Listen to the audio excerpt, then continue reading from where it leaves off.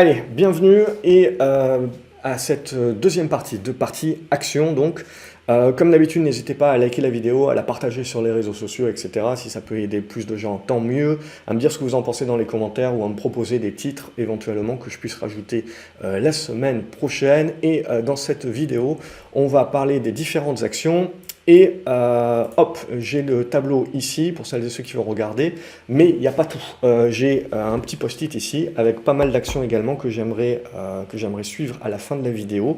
Donc n'hésitez pas à aller jusqu'au bout de la vidéo, il y a pas mal d'actions. Et également, je rajouterai le timer. Michael, s'il a le temps, me le fera. Et donc, dès que je le remercie par avance, et donc dès que je l'ai, je vous le rajouterai pour pouvoir peut-être glaner dans la vidéo et dans les actions de manière un petit peu plus rapide. Mais en attendant, sinon, regardez, on va voir toutes ces différentes actions-là dans l'ordre alphabétique. Donc, hop, jusqu'à Worldline. Et comme je vous ai dit, restez jusqu'à la fin de la vidéo parce qu'il y aura quelques tendances intéressantes. En fin de vidéo également, j'ai atteint la limite des 50 titres, donc on les fera en fin de vidéo. On commence, allez, hop, Alibaba. Donc Alibaba pour moi, c'est de la congestion dans du biseau. On a eu une petite réaction ici, il y a les résultats qui vont tomber d'ici quelques jours. On part du principe qu'il ne devrait pas être moche, mais après c'est toujours la question, valeur chinoise, etc., Taïwan et compagnie, donc c'est toujours un facteur risque. En attendant, d'un point de vue action, ce qui est toujours très intéressant, c'est que les valeurs chinoises servent quasiment de valeur défensive, c'est-à-dire que c'est quand ça commence à ramer un petit peu sur les valeurs classiques US, SPQ et compagnie, Nasdaq et compagnie, ben, c'est les valeurs chinoises qui sont au rebond. Donc on voit depuis hier, on a eu des bons rebonds sur Alibaba, Dada, je vais en reparler plus tard, etc. Bref, mais on n'est pas sorti de l'auberge. Donc vous voyez, ce biseau, il va falloir le casser par le haut pour redonner de la puissance à un retournement haussier. Donc il y a encore du boulot, mais il y a une bonne première étape. Apple souffle, enfin, on serait tenté de dire, mais voilà, c'est des grosses tendances haussières. Après, on est venu quasiment en ligne droite de 125 $. Donc je veux dire, c'est ça la difficulté du marché maintenant, c'est de bien intégrer qu'on peut se retrouver avec de la volatilité à court terme parce qu'on va proratiser, on va consolider, on va construire des figures.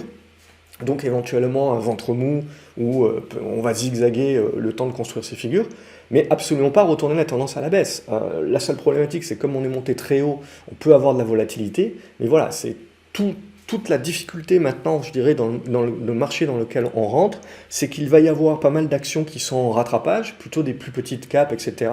Donc c'est pas inintéressant de continuer d'acheter. Et sur les plus grosses caps, on peut se retrouver avec de la volatilité, un besoin de souffler, de consolider, et en gros d'aller potentiellement nulle part, le temps de construire les figures. Donc voilà un petit peu. Donc sur Apple, on bloque pour l'instant sur une résistance, rien de bien méchant, je veux dire, on peut retravailler cette zone de gap, vous voyez, et zigzaguer. On ne pourra pas pour autant conclure un retournement baissier de la tendance. Donc à ce stade-là, il va falloir voir séance après séance globalement, mais voilà, on a un premier top. Quand on regarde les valeurs cycliques et qu'on regarde du ArcelorMittal par exemple, là aussi, on va entrevoir du biseau descendant. Et pour l'instant, on voit qu'on continue de corriger. Donc on valide bien le scénario, en gros, que le meilleur des mondes est un petit peu derrière, en tout cas à court terme, pour ce petit monde-là. Et ce qu'il faudra pour jouer, peut-être pas tout de suite, mais 2024 ou 2025, si le marché, alors 2024, si le marché à un moment donné valide le fait que la récession n'est pas si dure que ça, et en plus les banques centrales vont de nouveau arroser, etc., et qu'on se retrouve quand même avec de l'inflation à 3-4%, il y a un certain nombre d'acteurs comme ArcelorMittal qui peuvent fortement en profiter, et donc qui pourraient casser par le haut et relancer des tendances haussières, parce qu'on va accepter de payer ces valeurs aux actifs tangibles plus que 3 fois les profits, et peut-être qu'on va les payer 6 fois les profits. Et vous doublez votre capitalisation de cette manière-là. Donc c'est là aussi où c'est important de bien comprendre, si vous voulez, que si on est dans cet effet de transition-là, et que oui, on peut avoir peur ces prochains mois peut-être sur la récession, et donc taper un petit peu sur les valeurs cycliques, mais à un moment donné ou à un autre, si vous voulez, suivant comment la macro se définit, et en tout cas dans le scénario que j'ai en tête, sur X mois, on peut avoir justement un marché qui se retourne et qui va s'investir de plus en plus sur ces actifs tangibles-là, parce qu'on acceptera de payer plus cher. Donc ces valeurs-là n'auront pas forcément besoin de faire des résultats plus élevés pour augmenter leur cours de bourse, c'est juste que les flux viendront plus sur ces valeurs-là, elles auront ce côté défensif, et on acceptera de payer à ce moment-là 4 fois, 5 fois, 6 fois, 7 fois les profits. N'oubliez pas, hein, voilà, moi je viens d'une époque où quand j'ai commencé, c'était pas rare de voir ces valeurs des minières, etc., se faire payer 30 fois ou 40 fois les profits. Ce qui aujourd'hui peut paraître complètement utopique. Mais donc voilà, on néglige pas ça. En attendant, graphiquement parlant, pour l'instant, on n'a rien, à moins de vouloir anticiper, etc., c'est-à-dire l'approche des supports. Hein. Il y a une zone assez importante ici sur les 23,50, mais voilà un petit peu où on en est. Donc tant qu'on ne va pas repasser à minima les 26 €, il n'y a pas de quoi parler de retournement. ASM International, on voit, donc on avait pas mal purgé sur tout ce qui était semi-conducteurs et compagnie, on a rebondi au prorata, mais on a le petit coup derrière la tête, le petit coup du lapin qui est quand même un petit peu resté, donc on voit, on est un petit peu au milieu du gué. Donc en gros, ça nous permet, on va dire, de construire les figures, on verra plus tard comment on les affine, mais on a neutralisé, alors c'est toujours les tendances haussières, mais on va dire qu'à court terme, on a un petit peu neutralisé les tendances. Et là, ça sera très important de regarder comment ça va se comporter, parce que on est sur la chaîne de valeur. Atos, on a cru que c'était parti hier, et puis bah non. Donc hop, tout est à refaire, mais on va dire que tant qu'on tient à court terme les 11,80 €, on va rester positif sur le Schmilblick à ce stade-là. Et là, voilà, c'est ce que je vais vous proposer. On a pas mal de petites valeurs. Alors Believe, moi j'en avais parlé ici, j'en avais reparlé ici, et puis après je l'ai un petit peu perdu de vue parce que malheureusement ces valeurs-là, il n'y a pas assez de volume pour moi et j'ai tendance à me coincer, etc. Mais graphiquement parlant, vous voyez, c'est très propre. Hein. Vous avez la cassure, le pullback, la relance. Et là, éventuellement, on recasse l'ancienne résistance. Donc on voit hein, globalement qu'il a fallu attendre, mais pour des petites valeurs de bonne qualité, on a bel et bien ce retour des flux. Là, on a plusieurs journées avec des bons volumes quand même. Donc c'est intéressant de continuer de les suivre. Le marché fait un gros tri, il y a beaucoup de trucs qui font rien et on voit l'indice mid and small qui a vraiment du mal, qui galère. Mais si vous sortez des indices, et je pense que les indices vraiment nous envoient des mauvaises images en ce moment, et sur les semaines à venir vont envoyer des très mauvaises images, vous avez juste besoin que le luxe consolide un petit peu pour avoir l'impression que le CAC 40 va dégueuler, alors qu'à côté de ça, vous avez un certain nombre de secteurs d'activité qui se comportent très bien et sur lesquels vous pouvez toujours être acheteur. Donc c'est là où il faut vraiment faire la part des choses. Donc pour moi, Believe voilà, fait partie de ces petites caps qui vont bien. Biocinex, attention, ça c'est une tendance baissière. C'était juste un rebond technique que j'avais proposé et que j'avais pris personnellement, qui est en train de bien fonctionner. Mais voilà, la question c'est, ok, où est-ce qu'on solde? Est-ce qu'on va refermer le gap ou pas? Non, moi j'essaye de jouer 8,80 €, 9 €. Ça sera mon niveau de prise de profit. Après, je pense que j'y reviendrai pour jouer le moyen terme, mais il y aura certainement une phase de construction. Donc comme c'est pas liquide, je préfère le jouer en plusieurs étapes. BNP Paribas, on voit, c'est surtout Crédit Agricole qui est costaud là, sur les banques françaises. BNP Paribas est plutôt neutre à ce stade-là. Pas grand-chose de plus à dire que ça. CGG, ça va se regarder, les titres un petit peu parapétrolières, etc., puisque on est dans des congestions.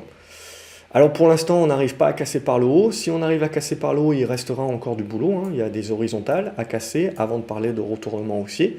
Mais là, ça va être intéressant parce que si on veut jouer un sous-cycle en mode « Oh mon Dieu, l'inflation remonte parce que les prix de l'énergie remontent, parce que à un moment donné, il va bien falloir remplir les cuves pour préparer l'hiver prochain »,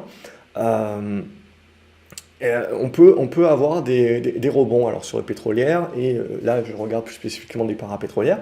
Donc pour l'instant c'est un petit peu tiré par les cheveux et un petit peu anticipé, mais graphiquement parlant, il y a des congestions et on est en attente. Il faudrait casser ici, faire le pullback, congestionner et puis finir par casser, et là vous avez quelque chose de moyen terme. Donc pour l'instant, voilà, c'est encore un petit peu tôt, mais c'est pas si mal. Dada Nexus, c'est une valeur chinoise cotée aux US. Ça appartient à JD.com, c'est la partie logistique. Donc ce qui nous intéresse, Ici, c'est pareil, il y a des fondamentaux qui étaient bons, les résultats hier ont été achetés, on a vu, et en gros, bon, j'avais joué le court terme ici avec le break, et là on a le pullback, donc j'ai accumulé à titre personnel, et voilà, et on a du biseau, grossièrement, on a du biseau descendant, etc. Donc là aussi, avant d'avoir des vrais retournements de tendance bien durables, il y a du boulot. Mais vous voyez, enfin, les volumes, etc., on a quand même du monde qui s'intéresse à ces valeurs-là, ça reste des valeurs value. Si on n'avait pas l'épée de Damoclès Taïwan, je pense que ces valeurs-là mériteraient d'être plus hautes que ça. Donc là, voilà, ça se regarde, on a une première étape, globalement, qui permet de construire un petit peu, d'affiner le biseau, et ça, les congestions, les constructions sont à regarder sur ces valeurs-là. Dassault Systèmes, pour moi, c'est neutre, ça fait pas grand-chose, je passe rapidement. DBV Tech, on a eu une bonne news là sur je vais pas y arriver, vous mettrez, donc hop, je laisse tomber, donc il y a eu une bonne news. On a cassé l'oblique, donc après, ce qui va nous rester, c'est l'horizontale, 3,45 € et des brouettes. Et là, si on arrive à casser ça, on a un bon potentiel de spécu sur des biotech. On a vu, hein, pas mal de biotech sont revenus en force, hein, ces dernières semaines. Elior également, on a eu la cassure, ça on en avait parlé sur l'académie la semaine dernière et en début de semaine également, je pense. Donc on avait la congestion ici, sous l'oblique, on a cassé et aujourd'hui on est en train de pousser. Donc là éventuellement, je pense qu'on peut essayer d'aller chercher à nouveau les 3,80 € et des brouettes. Donc voilà, on a des bonnes configs, on a des bonnes tendances. Engie, on a quasiment repris le détachement du dividende, mais sinon c'est haussier, mais on va dire neutre. Equasens, ça fait partie des petites caps, croissance, etc., qui étaient dans des biseaux déjà depuis de nombreux mois, et paf, on est en train de casser. Donc là, c'est intéressant, vous voyez, le marché est en train de revenir sur des plus petites capes, alors il est toujours très sélectif, mais ça revient. Donc on a des bons volumes sur la cassure, etc. Donc ça se regarde. Je ne dis pas que ça va remonter à Tatawin, etc. Il y a encore beaucoup de boulot, hein, sur ces valeurs-là. Je pars du principe que c'est des premières étapes pour viser des niveaux, pour prendre des profits, et après on verra la construction. Eramé, pour moi, c'est comme du Arcelor. Pour l'instant, on joue le côté cyclique, donc ça rame. Donc à ce stade-là, voilà, on reste, on laisse de côté, je serais tenté de dire, tant qu'on ne repassera pas au minimum les 93 €. Au niveau de ESSO également, on va laisser de côté à ce stade-là, pour moi, tant qu'on ne repasse pas au minimum les 48-50 €. Il n'y a pas de construction mature. Galapagos, c'est une tendance baissière, mais on a une construction qui peut éventuellement se faire. Je vais essayer d'aller jouer ici la zone des 40-41 €. Et après, il y aura une congestion moyen terme. On voit donc, biotech, ça recommence un petit peu à rentrer. Pourquoi?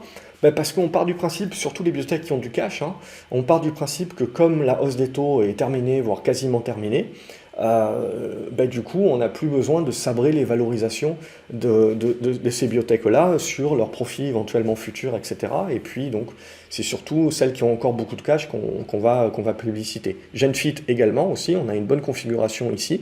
Il va falloir faire la poussée, mais ça fait partie des configurations que je trouve encore très propres.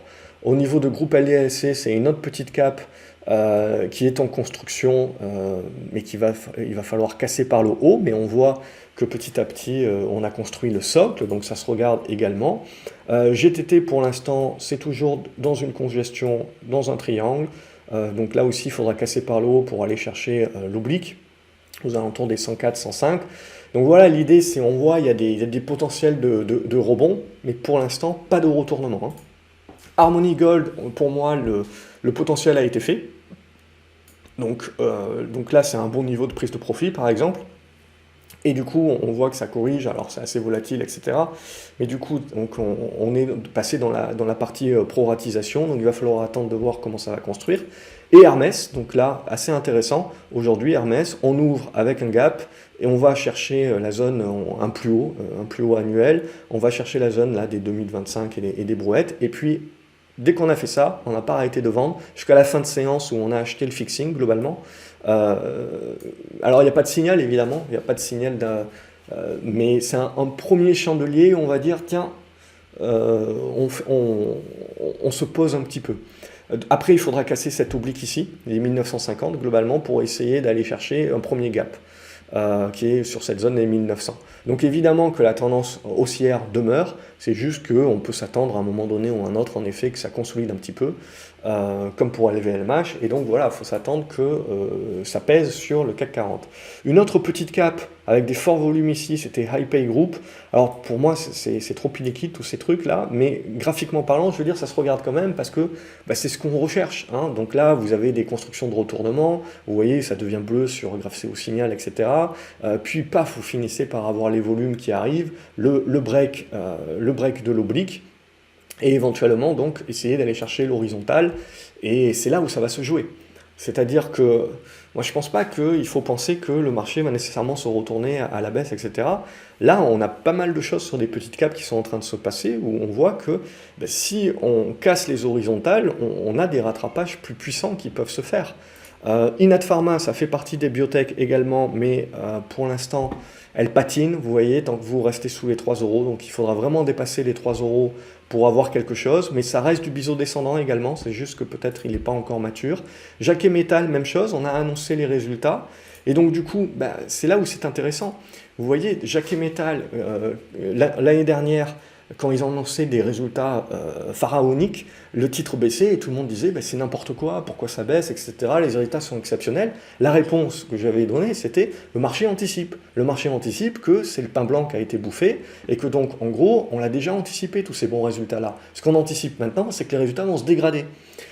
Et donc du coup, vous dégradez, et après, qu'est-ce que vous anticipez? Que finalement, la récession ne sera pas aussi importante que ça, ou est décalée, elle n'est pas pour tout de suite. Donc les résultats qu'on avait prévus de dégrader, bah, finalement, ils ne sont pas si dégradés que ça, et donc on décide de payer. Mais au final, vous payez toujours, je veux dire, 2 ou 3 fois les profits sur Jacquet Metal, je crois.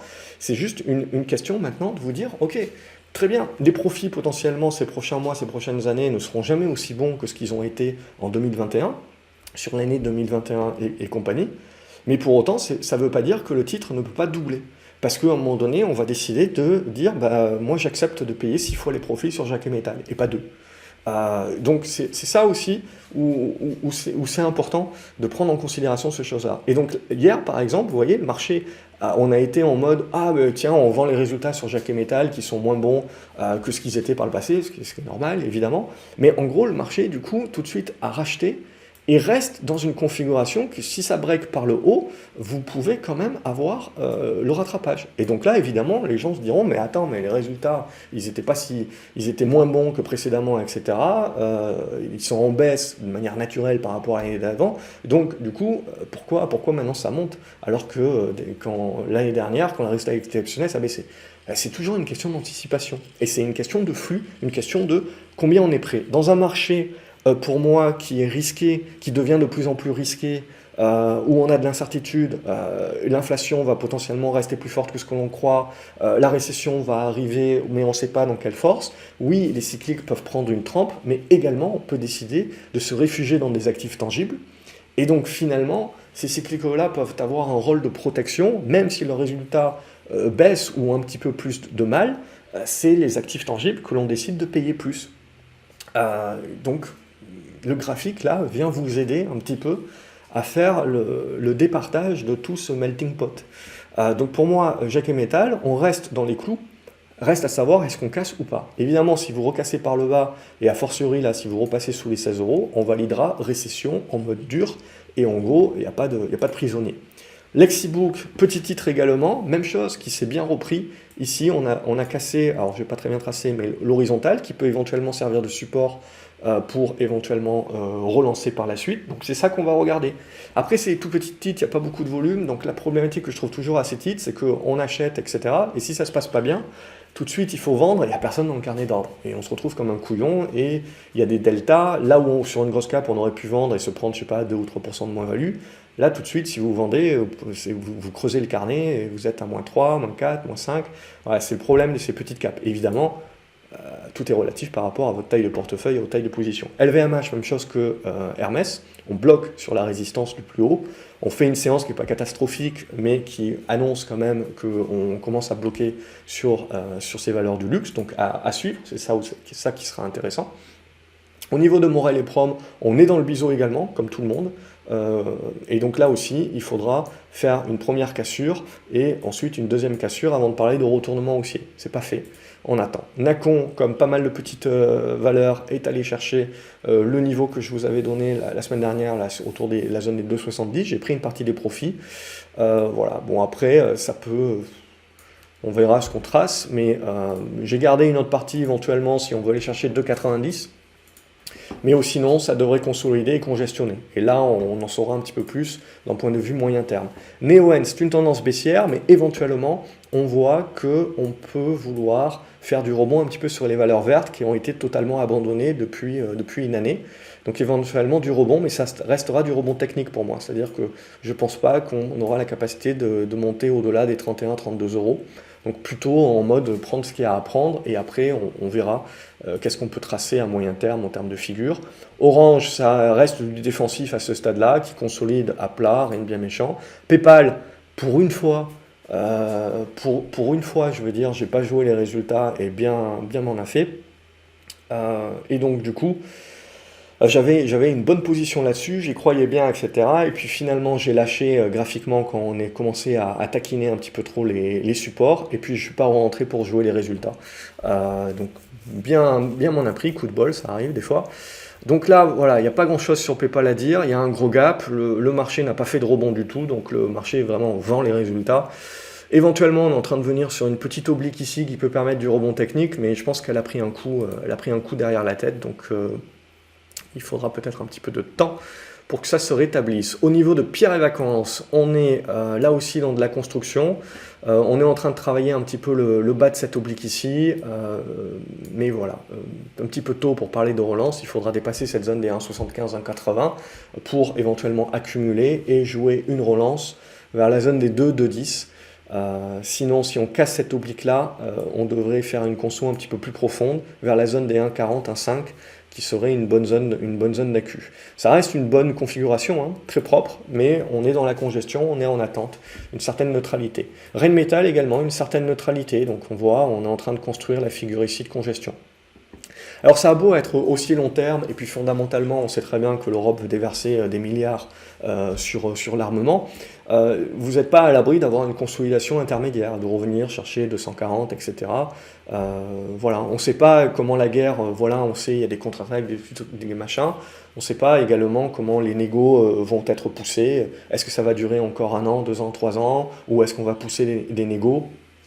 Donc on verra, tout ça peut avoir des inclinaisons de court terme sur ces valeurs d'armement, mais il ne faudra pas oublier à ce moment-là qu'à long terme, même si on devait avoir un cessez-le-feu, etc., on va certainement rester dans du réarmement. Saint-Gobain, elle est plutôt bien construite, hein. Donc on a cassé une oblique ici, on pouvait la tracer aussi comme ça. Donc on casse une bonne oblique, donc au-dessus des 52 euros, on va rester positif. Au niveau de Sanofi, pas grand-chose, c'est haussier mais neutre, on va dire. Au niveau de Sartorius, c'est baissier. La seule chose que vous pouvez jouer, c'est du rebond technique éventuellement si vous cassez cette oblique ici pour essayer de revenir travailler une partie du gap, mais voilà, il y a un petit peu de boulot. Seafolding, ça éventuellement sur cassure ici par le haut, vous pouvez avoir un bon breakout qui peut permettre de lancer le schmilblick, pourquoi pas. Solution 30, avec les résultats, on a fait le point haut ici, on a reconsolidé sur la zone des 2, on est 2,84, mais en gros 2,80 à 2,70, ça va être la zone de support dorénavant. Stellantis, ça rame, alors il y a le dividende hein, qui est là-dedans, mais même chose, hein, pour moi ça rame un petit peu à ce stade-là, je laisserai de côté encore. ST Microelectronics, même chose, alors il y a eu un bon petit rebond aujourd'hui, mais c'est pas suffisant pour moi, je la laisserai encore de côté, le coup du lapin on voit est encore là. Stoneco, voilà, ça galère un petit peu, mais bon, on a fait une bonne progression sur les 14 $. On verra si on a suffisamment de jus pour aller chercher les 15, mais sinon il faut s'attendre à un moment donné ou à un autre à ce que ça consolide. Il y a un bon premier support pour commencer à 13 $, et donc on verra comment ça construit. Je me suis gardé une bonne partie de la position. Téléperformance, c'est du rebond technique à ce stade-là. Voilà, il n'y a pas grand-chose de plus à se dire que ça. Donc c'est pour du trading en mode rebond technique. Il y a fort à parier qu'on trouvera assez rapidement une résistance. 163, 168, là, ça va être des zones justement qui étaient les anciens supports sur lesquels il faut s'attendre que ça bute un petit peu. On verra. Tesla. Tesla, même chose, on a eu un bon petit rebond ici, mais en fait on est revenu, vous voyez, tester l'ancien oblique support qu'on valide en résistance. Donc en gros, Tesla, tant que vous ne remontez pas au-dessus des 180, vous ne vous remettez pas dans des bonnes dispositions. Donc, et si Tesla va pas bien, ça veut dire que la spéculation va pas bien. Donc du coup, je m'en sers comme indicateur comme ça. Donc pour moi, voilà, c'est un premier signal et un premier bémol là. À court terme on a des séances un petit peu de prise de profit et on fait un petit peu plus attention. Total Energy, ça reste neutre. J'ai pas grand chose de plus à dire que ça. Trigano, on tente un petit peu la percée. On va rester positif au-dessus des 119. Ubisoft consolide un petit peu dans le sillage des valeurs de croissance. Hein. Ça suit beaucoup de toute façon ce que fait le Nasdaq. Voilà, on n'est pas à l'abri éventuellement d'aller chercher jusqu'au 27,60 €, mais je pense qu'on bloque là. Hein. Donc on a l'oblique, si on pousse un petit peu l'oblique et qu'on se l'arrange un petit peu comme ça, on est sur résistance. Donc après, ça restait une tendance baissière, hein, donc il ne faut pas négliger que ça peut toujours revenir vers la zone des 23 € éventuellement qui deviendra le support, et là on créera la congestion de moyen terme. Et après on pourra se décider sur est-ce qu'on joue Ubisoft à nouveau d'une manière plus long terme ou pas. Valourec, c'est la même chose que CGG, on a une congestion à court terme ici qu'il faudra casser par le haut pour lancer un rebond plus, mais sinon ça reste des tendances baissières, hein, c'est pas terrible, donc c'est juste en mode rebond technique à ce stade-là, on n'a pas grand chose de plus à se mettre sous la dent. Et Worldline c'est pas mal aussi, la configuration est pas mal, congestionnée, mais il va falloir casser par le haut. Donc c'est là où c'est intéressant, on a des configurations qui sont pas mal, qu'on trouve intéressantes, mais d'un autre côté, les valeurs, quand on regarde des valeurs cycliques, des valeurs de croissance, il y a beaucoup de questions qui se posent. Donc moi, je vais vraiment m'attacher au graphique ces prochaines séances et prendre en compte qu'on est un petit peu au milieu du gué, donc il faut peut-être s'attendre à ce que ça soit un petit peu la volatilité. On va regarder d'autres actions que j'ai sur mon post-it, donc je vais les faire dans l'ordre. Tenez bien jusqu'au bout, on a presque fini. Au niveau de Biomérieux, là aussi, c'est une configuration qui n'est pas dégueulasse. On a une configuration comme ça, donc dans le triangle symétrique, évidemment, il faut casser par le haut. Donc ça fait quasiment une année qu'on est là-dedans, donc il faudra casser par le haut pour donner le signal, mais ça se regarde, c'est pas inintéressant. Vous avez une autre moyenne cap qui est SS2I,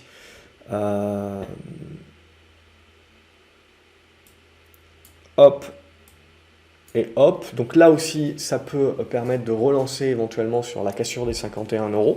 Donc ça se regarde, il y a des bons volumes, on voit qu'il y a quelques gérants qui s'intéressent. On a Moulinvest également qui reste dans une tendance baissière mais dans du biseau, et on a une première séance avec du volume où on voit peut-être un petit peu de flux revenir sur ces valeurs-là pour jouer du rebond. Alors pour l'instant on va jouer du rebond, éventuellement essayer d'aller chercher la zone des 29 à 30 € dans un premier temps, pas s'exciter, mais voilà, c'est ce qu'on va regarder. J'ai joué du takeaway aussi,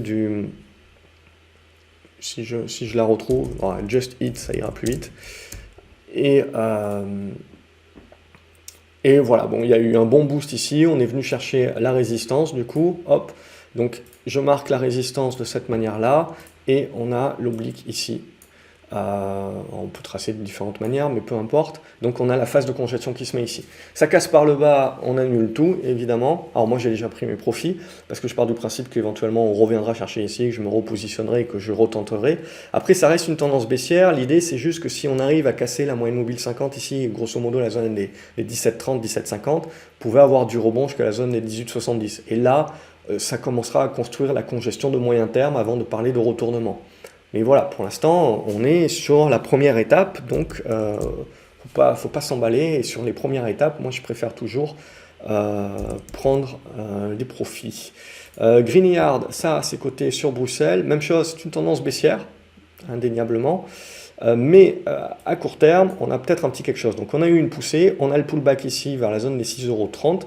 Et donc après, il faudra voir la capacité à relancer, et potentiellement sur un break, à jouer la fin de cette tendance un petit peu baissière ici dans le biseau.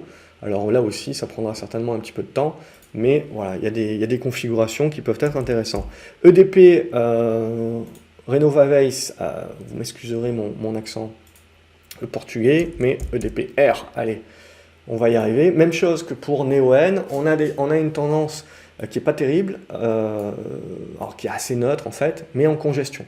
Donc deux choses l'une, hein. Soit on casse par le bas et voilà, bon, c'est pas demain la veille.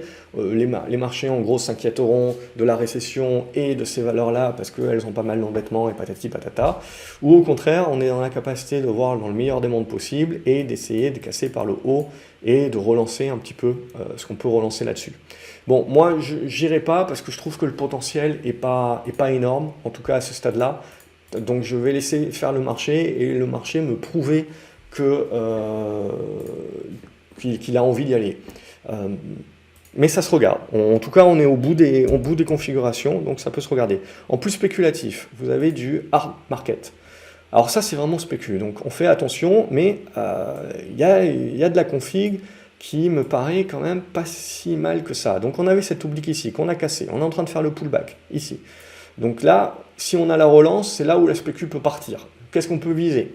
7,60 €, 7,80 €, je pense, ça serait cette zone-là. Et après, la spécu peut vraiment prendre le jour où on cassera plutôt voilà, cette zone, ici aux alentours des 8,70. Après, voilà, c'est vraiment une vraie valeur spéculative. Vous voyez, 4000 titres échangés, c'est que dalle. Donc, on parle vraiment juste de faire joujou. Hein. Et après, c'est pour la beauté du graphique où le jour où vous voyez une valeur comme ça, mais avec plus de volume, évidemment, et qui c'est pas Art Maker qui est en mode épicerie fine, voilà, c'est avec des fondamentaux, etc., ça pourrait être plus intéressant. Mais vous avez un petit truc là qui peut être pas mal d'un point de vue purement graphique. Adosia également, spéculation des valeurs biotech cette semaine. On est en train de revenir sous l'ancienne résistance qui avait déclenché la hausse, qui sert de support. On a la petite mèche qui se fait ici, donc pourquoi pas jouer le second effet qui se coule.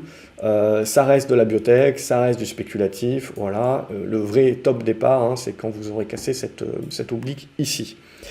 Vous avez dans le même genre Monakea. Voilà, donc même chose, pas mal de volatilité, évidemment, taille de position adaptée, comme d'habitude. Mais là, on a eu une bonne petite poussée, on revient sur le support qui tient, et donc si on arrive à relancer, breaker l'oblique, c'est là où on pouvait créer la spéculation.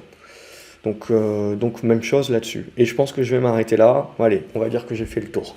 Voilà, merci d'avoir tenu jusqu'au bout de cette vidéo. Comme d'habitude, n'hésitez pas à la liker, à la partager sur les réseaux sociaux également.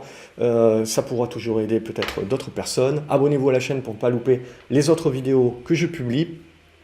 Et puis, dites-moi ce que vous en pensez dans les commentaires. Faites un coucou, ça fait toujours plaisir. Ou sinon, marquez-moi les valeurs que vous plébiscitez, qui vous intéressent. Et éventuellement, j'essaierai d'en intégrer quelques-unes la semaine prochaine. Voilà pour cette vidéo. Excellent week-end une nouvelle fois. Salut les graphes et à lundi pour de nouvelles aventures boursières sur graphceobourse.fr.